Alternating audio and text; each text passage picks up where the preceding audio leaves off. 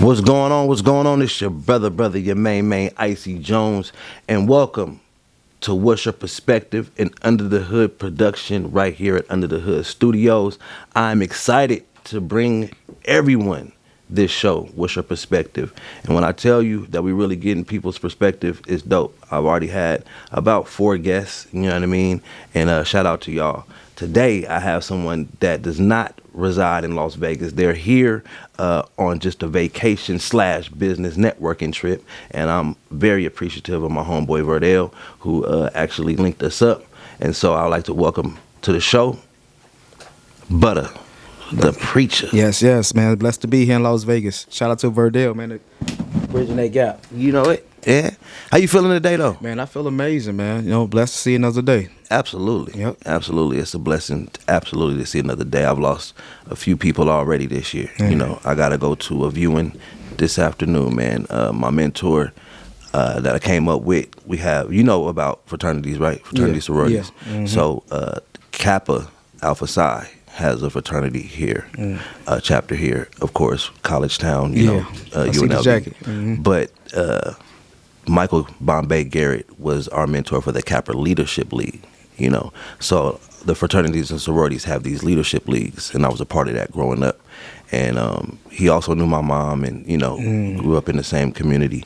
And so our relationship runs deep before I was even born, you know. And so he passed away recently. And it was hard on the community, you know. Mm-hmm. But he was so amazing that it just, you know, his influence flooded, you know, through us, you know. Whether you had a father or not, he was a great man in your life. You feel my me? Condolences, man. Man, I appreciate it. And I want to get into something that we talked about a little earlier about your story. Yeah. But lost a few people to DUI as well. You know what I mean? So I kind of relate to that, you know, and some things personal in my life as well. So I want to get into your story, man, you know, and get your perspective on a few things. Yeah, definitely, You know what I man. It's mean? a pleasure. So tell me, man, where you from originally? Gary, Indiana. You still reside there? Yes, sir. Yeah. Have you ever lived anywhere else? Nope. No? Will you ever consider living anywhere else? Oh, yeah. I see expansion. Yeah? Yeah. Where do you think the next place may be? Where would you uproot? I mean, somewhere probably was longer summers. You know? Longer summers? Yeah, longer summers. Las Vegas, huh? Yeah. It could be Vegas, Texas. Okay. You know, somewhere in the South. I can see migration to the South. I heard that. So tell me about your upbringing in Gary, Indiana, man. I mean, I know a few people from there. Yeah. But tell me about your lifestyle over there. Yeah, man. Well, Gary, it had the reputation at a point in time in the early 90s as the murder capital and of the world, man. Yeah. So Of the world, Craig. Hey, very small city. It's a very hostile environment due to the lack of resources there. You know, it's not a lot of companies and jobs that you can go out and get that can give you a good living. So we in the center, you could say, of the Midwest. We at Lake Michigan, right at the border of it. So that's an asset, of course, you know. But we right outside of Chicago, and we already know the reputation of Chicago. So it's like a breed of those kind of people, but mixed with his own pedigree. Gary got his own way of living. Gary people, you know them. You can be out in New York, out in Las Vegas. There's certain lingo, certain mannerisms some of the people have. You can identify. Like one guy, he seen us out, and he was a security guard at the hotel we were staying at, and we told him we was from Gary. He's from St. Louis. He stood back just joking around like, oh, y'all from Gary, man. No. So it's just a stigma on Gary. So I was raised in that environment that was hostile, war, drugs, crime. And then I was raised on Section 8, young man, in a religious home. My grandfather was a pastor. He died in the early 90s with a prominent name, powerful legacy. So I was raised in an amazing home with I got love. that too. My grandfather was a bishop. Prominent name. You feel me? Yeah. I feel you. Raised in a lot of love, though, but didn't have a lot of money, but raised in a lot of love. So some people were raised on survival. I was raised in love. Okay. And the survival tactics kicked in outside of the house. You know, when we got to seeing the streets ain't like this house. The streets ain't Sunday school. Ain't Noah's Ark out there. No. You know, it's real. You know, ain't no David and the Lions Den. You know, it's guys going to jail, people being shot, people It's being David killed. and Goliath. Yeah, it's like a set of boys in the hood mixed with menace to society every day all in one.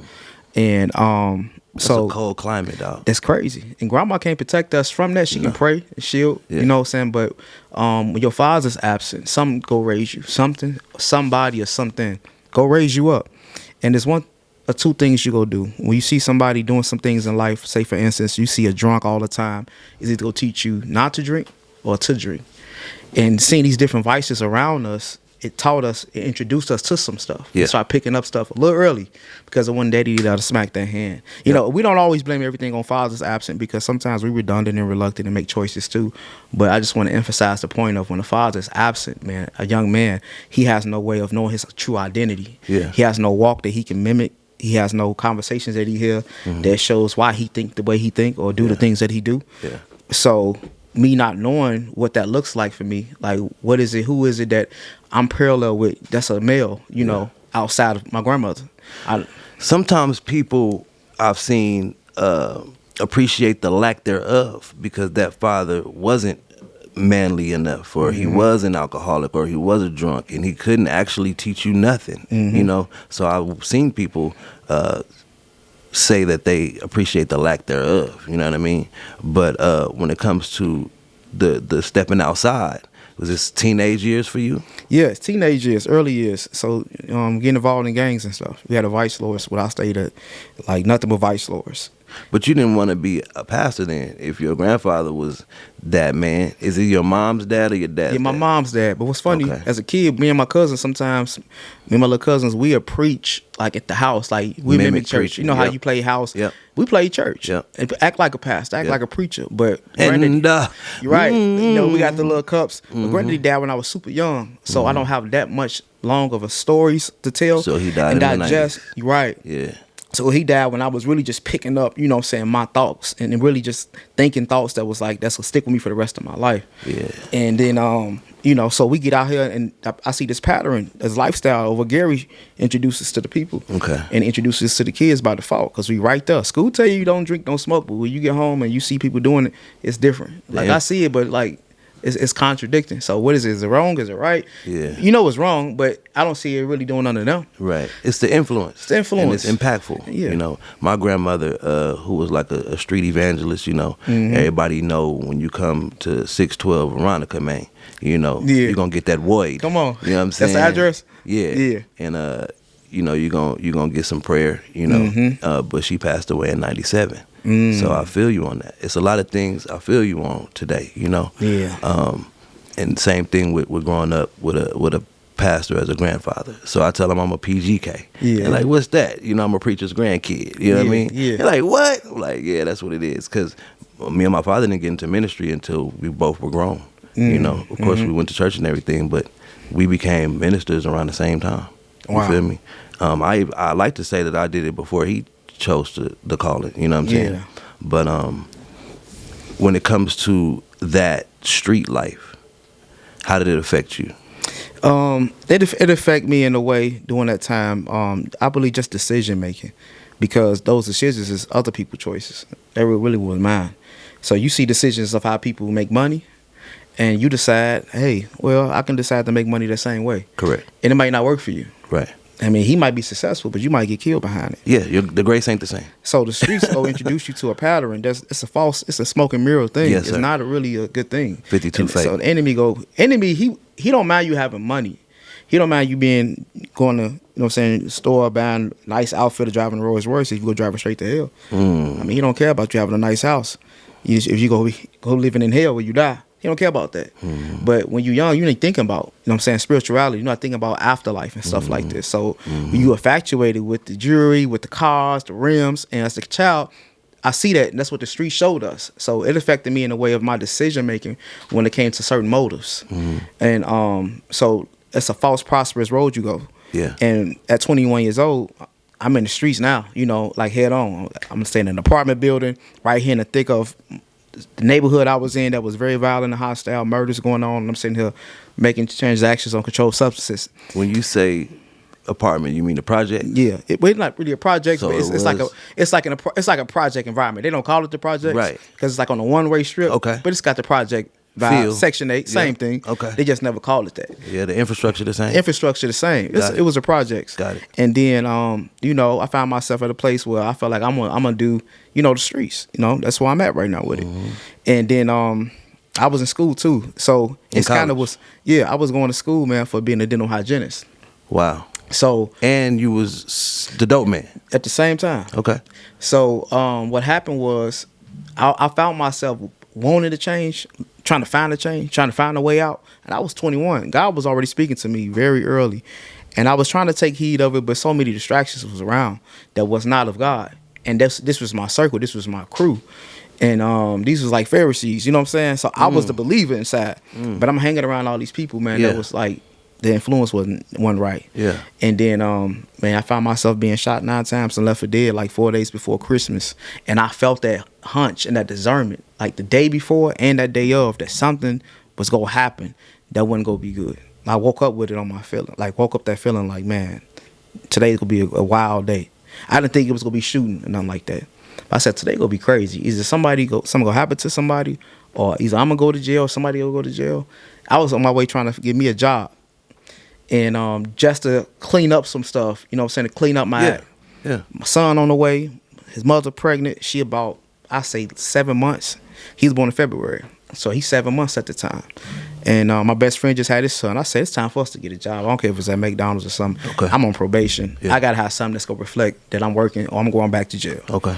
And then I connect with a friend at McDonald's. He said, you ain't got to come in, just get the job, and I'll have you on payroll, like you getting paid. And then it'll save us too some time, but you ain't got to come to work. Just get you a TB test, put it on the form, boom, because you ain't going to be in here selling weed. I just need something to report back to my probation officer, you know. Yeah.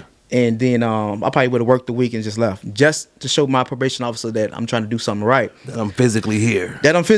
I get what you're saying. This was a rule. I had to get this job. Right. And then so you know, that day, man, it was cold. It's like, I remember it was like it was yesterday. It was freezing outside. I had the black I know you remember like it was yesterday, man. That's a life-changing moment. So it was like, so the enemy was testing. So my guy ran into some guys.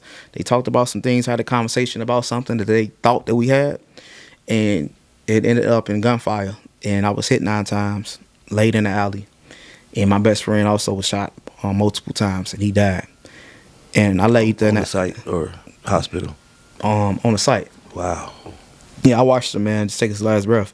Like, at the stages of him, you know what I'm saying, leaving here, you hear the sounds of his oxygen and him heavy. I seen it. Yeah. So it's like, you watching that, you never forget that. No. And I'm just looking at it like, man, this got to be a dream. It got to be a dream. I'm like, who will shoot Butta 9 times? That's malicious, because I ain't about to put myself in a situation where you have to be that upset to do that, number one. And then it wasn't what you going to get, what you going to take. I'm not walking around with $1 million on me. And then, you know, that incident happened, man. I fought for my life. You telling me it was senseless, basically? It was senseless. It was just random, like literally. If I hear random acts of shooting in my head before I got shot, I was thinking, like, ain't nothing random like that gonna happen. People just got themselves in a situation when it was like something that went down. But it is some people out here who definitely got agenda. Yeah. A murderous spirit. That's all it is. Yeah. And whatever influenced them to do it, they did it. They tried it. So where were you actually shot at? On the body? Body, torso, man. Once in the chest, my ribs, thigh, back, wrist. Yeah. So we're talking like very vitally important areas. 20-something shots. I got hit 9 times. No, you got hit 9, but you said he got shot multiple times too. Yeah. He got shot about probably 5 times. So you talking about them emptying out clips and stuff like that, man. Yeah. I'm pretty sure some shots are missed, but 9 times. One time is enough. So. And you ended up in the alley. Laid in the alley, laid in the snow. In the snow. Snow turning red. You think that's what kept you alive? The coldness, the snow, or God did his thing. God, for sure. Yeah, of course, but God uses nature too. God, yeah, that snow came from God. Yeah, there we go. That was His blanket. It's a but God situation. Everything was a but God situation. Because if it was 90 degrees outside, it'd probably be a different story right now. Right. You know, and everything played a part from the temperature. It was all divine. If it would have been too cold, probably would have died. Okay. If it had been too warm, probably would have died. Yeah. Ain't no telling. So how did the police get called? What happened? A friend of mine was walking through the alley, and just so happened that he was coming from a store, and he heard gunshots, but he thinking they was on the avenue, but I was in the alley, so he tried to avoid the shots and came back to the alley. Because, you know, gunshots go off as echoing. Yeah. So he like, oh man, somebody shooting on the avenue. Normally that's where shots take place at, right there on the avenue. Okay. So he tried to take the alleyway. As soon as I cut through the alley, I see you laying there. Wow. And he walked up to me, he see me and my friend, and he talking to me, and just trying to keep me aware and awake. Yes. And while he doing this, I'm really just praying in my mind, asking God, Lord, forgive me. You know, I'm thinking about my life. I'm like, you're 21 years old. You know, it's like me having an epiphany almost. Yes. Like, you're 21 years old, you got killed for what? Yes. Like, man, your mama about to be sick. You know, Yes. everything going through my mind, like I'm ministering to myself. Yes. And I was just like, dude, this is real. I can't believe this. Like, somebody just really did this to me. Yeah. And it's in the worst, embarrassing way. Ain't no dignity, ain't no respect in that. Down in the alley, around trash. So it's like, man, ain't no way. It's not. I'm not in the war. I'm not in Iraq. Right. It wasn't no honor behind it. Right. So you're sitting there thinking like, this is a less dignified way, and it's disrespectful. And some just gave me a reason. That's to fight. But I prayed and asked God, man, just to give me a peace. And with 9 bullets in me, I just feel like God give me a peace and a comfort of confidence. Like, even though it looked like this, it looked like that, it's gonna be okay. And then when I got to the hospital, I made my way. I pressed my way there. And they asked me questions and stuff, man. And I knew they was about to try to probably put me to sleep or something like this. I said, I know I got to get surgery. They counting bullets and stuff. And then after that, man, I'm just sitting there, just still praying. I'm just still praying. Yeah. Then I feel myself faint.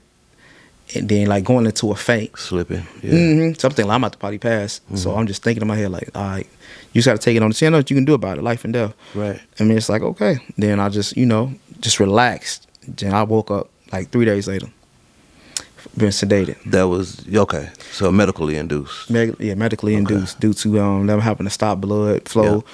They couldn't stop the bleeding at a point in time. I had to get 13 blood transfusions. Wow. And look at you today. But God, man. Standing in front of me, sitting in front of me healthy, man. Hey, can't tell like what I've been through. So to be able to express this testimony that I got through the gifts, through music, through film, through preaching the gospel, it's just ain't nothing like you say but God. That's a perfect title for this podcast. Yeah. So when it comes to Butta the Preacher, right? You said music and film. Movie. Yep. Okay. So talk to me about the music, Yeah, the music started in 2000, I could say latter end of 2017, but really 2018, Okay. where I introduced myself to the Christian hip-hop audience as Butta the Preacher. Okay. I did secular music way before this, Okay. when I was in the streets. Okay. So I got my calling to preach in 2014. Okay. I started doing music in 2017, later in that year, like I was saying. Yeah.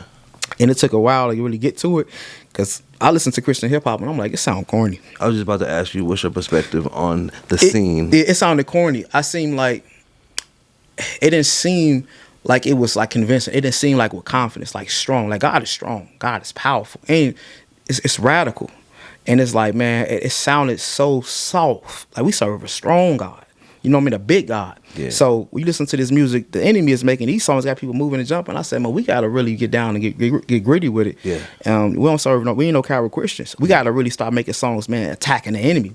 We just talking about, we can sing these songs, it's good songs, but a lot of these songs really just inspirational. It wasn't gospel rap. Yeah. It wasn't no biblical context in it. Yeah. It wasn't leading people back to the cross or Calvary or none of that. And that's what the gospel is. Understood. So the word wasn't there. It was just inspirational, just to live a good life. You know what I'm saying? Give your life. But it wasn't nothing about really just the sacrifice. It wasn't about repentance or none of that. So kind of like preaching to the choir. Yeah, there you go. And so that people, like, you got to be relatable. Yeah. When you talking about hopping in the field that we say the enemy has his hand on, we have to be relatable to the people listening to what he's listening to. Yeah. Don't change the message, but change the method. So we can have those 808 kits, have those sounds that clash, have those cymbals and them hi-hats, but make sure it's made out of good spirits too. Don't have no any producer make your beats. Make sure it's made out of somebody who have the same belief you have. Don't sit there drinking, smoking while you making my beat, because it's not gonna be made in good spirit. Do you remember the first time you came across Christian hip hop? Yeah, I came across it, man, before I was even a minister. But when I really started getting into ministry, I believe in 2015, I said, let me start cleaning my music I listen to up, when I became a preacher. 'Cause I like rap. I love, the words and creativity. So I said, let me listen to some Christian hip hop. So of course it was the Craze, Bizzles and people like that. But I still didn't find an artist that I feel like I could play all the time. Didn't resonate with you? Yeah, it wasn't related with what I was doing.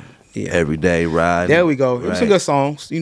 but it wasn't nothing that I feel like, man, this is like my best artist. I can dig it. So Yeah. What you do? You still okay? I got to put a little Kendrick on here now. Right. Jay-Z now and then. Yeah. But for the most part, man, I got to do it myself. You got to be the one. Okay. You be the change agent. You give something to the streets. Give something to the young people to put down the liquor bottles and weed bags to. You get them something. So For sure. I got you the gift. Don't worry about what Lecrae doing. Yeah. He got his purpose. He got his lane. He got his Facts. people. He witnessing to. Facts. But now these are people you witness to. Because y'all gonna reach two different audiences. And you know, I am a gospel rap artist myself. Okay. I do reality rap as well. No cussing, nothing like that. You know, telling my story. But I have a lengthy catalog. You know, and I felt the same way. And God told me the same thing. You know, Yeah. I feel that. So there was a time where you got hit by a drunk driver. You were changing your tire. Yep. Changing my tire. And God brought you back to life. Yep. That's another but God situation. That's another one. And I want people to know that we have to stop drinking and driving, Man. right? Because it's not just about a DUI, right? It's about the lives that are in danger. You feel me? So I just want to let you know that, that resonated with me because I lost one of my partners, Man, last year. And then this year, one of my older pastors, his daughter was hit by a drunk driver while they were on the side of the road. You know what I mean? And she lost her life instantly. And the person she was with still fighting for his life, Wow. So, man, bless you, Man. For real. Man. Now, before we get out of here, I need to know about this movie, man. Talk to me. Perdell told me you're working with Marlon Wayans, Brody. Yes. Talk to me about that while we got a few minutes left on the set. Hey, definitely, man. Chris Jameson is the director for this film. Okay. My boy Sean Julius Calloway is the DP. Stacey Harris from Atlanta is a writer. She's a very good friend of Marlon, one of his writers and actors as well. And so she connected me and Marlon together when he found a good connection with my story. Last year, actually, man, we was in Chicago. He came down here for my birthday.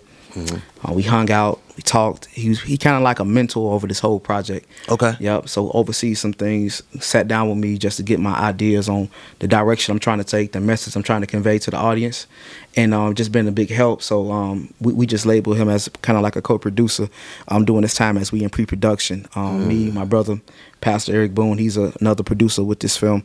So we just putting together the story I'm giving you now on this podcast, man, just in a theatrical way. So people not can just hear it, but also see it, and they can feel it. Yeah. Movies ain't just made to be seen, they made to be felt. What's the projection? Like, when do you think it's going to be released? So I go, I pray and I decree, because we had a lockout with the union. Okay. For Hollywood, all union actors was a lockout. Screen Actors Guild. So right now it's in the, hopefully we looking by the summer we can start some pre-production, filming and casting. That's our goal. But due to the lockout, people that we worked with prior to have to also honor the contracts they had before the lockout. Yeah. So which push other people dates back if they had another job already said they could not complete. Yeah. So all those things you got to count in the fact.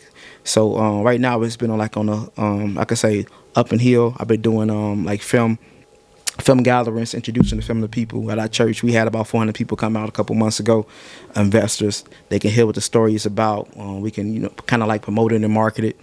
And so it's like a soft trailer we put out too as well. Okay. So we're looking to get things ramped up this summer. So I have a website put up called Butta The Preacher movie.com soon. And they could click the link to see updated for casting calls, roles they can probably play, and other tools that we'll need to put the pieces together. But right now we finished with the script, which is a great thing. Okay. And they got a lot of the things that take people like years to do.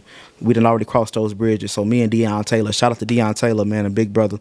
Man, he's doing a lot of great things with Hidden Film Production Group. And so he been another coach on my team. The comedian? No, Deion Taylor. He's a director. He's a black director. He produced the movie that's Deion Cole. Black and Blue. He produced the movie Black and Blue. He's from Gary, Indiana as well. Okay. He produced the movie Black and Blue, Meet the Blacks. Got you. Yeah. Man, you working with some top notch. Definitely, man. So I got a good I can say connection and a lot of good resources pertaining to this film. This is my first movie ever. Right. So we looking to get that did, man. Hopefully we be able to get some scenes in Vegas. And look what God has done, though. Mm-hmm. Like, he's allowing you to tell your story on film. Another person be like, well, who am I, guy? Like, it's like you're chosen. Chosen. Your story is just as important as anybody else's, know. So Yes, I hope you get some scenes in Vegas. Holla at Under the Hood, you feel Yes. me? But we have the Las Vegas Black Film Festival here, and it's April. I think it's the end of April 18th, 19th, 2021. It's a 4-day festival, and one of my mentors, she is the founder of it. Okay. Okay, so maybe next year you can Definitely. put the film in there. But if you can come back, man, I don't know what your pockets look like, but you can come back, man, and come visit the festival this year. You know what I mean? Okay, So it's a blessing. I'll hook you up with that. Last thing, man, how did you accept your calling? Were you running? Because you were raised in a Christian household. Yeah. You feel me? And I know you was praying both times when you got hit with those life-changing situations. Yeah. Did you run from the calling, or did you just instantly get into it? How did that work for you I ran. to be a minister? You ran? I ran. The helicopter had to catch me. I ran. Helicopter had to catch you. It was my will. So I ran until the helicopter caught me. They flew me out to a hospital called Christ Advocate. That's the name of the hospital I went to. Christ Advocate.